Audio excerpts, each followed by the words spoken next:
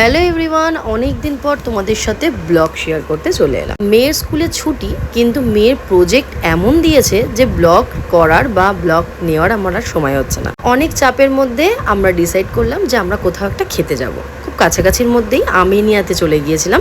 আমিনিয়াতে গেছিলাম আমার মেয়ের আবদারে। আমার ভালো লাগে আর্সালান, কিন্তু মেয়ে বললো সবসময় আর্সালানে খাই, তাহলে এবার একদিন আমিনিয়াতে যাওয়া যায়। তো দেখো, এখানে বৃষ্টি হয়েছে বলে আমরা একদম যেহেতু সাইডে বসেছিলাম আমিনিয়ার, পুরো হাতিবাগানের পুরো রাস্তাটাই দেখা যাচ্ছে। প্রথমে আমরা একটা তন্দুরি নিয়ে নিয়েছিলাম, কিন্তু সেটা আমি ভিডিও করতে পারিনি, কারণ সবাই এতটা খাওয়ার ব্যাপারে এক্সাইটেড ছিল। তো ওটা খাওয়া হয়ে গেছে।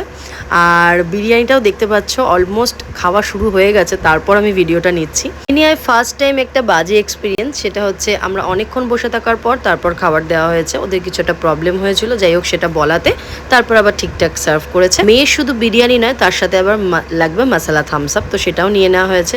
তো আমরা তিনজন ভালোভাবে এনজয় করে এখন বাড়ির দিকে রওনা হচ্ছে। আর আমার শাশুড়ি মা যেহেতু আসতে পারেনি, তার জন্য খাবার নিয়ে যাচ্ছি। বেশ অনেক দিন পর তোমাদের সাথে আমি ব্লগ শেয়ার করলাম, আমার নিজেরও খুব ভালো লাগছে।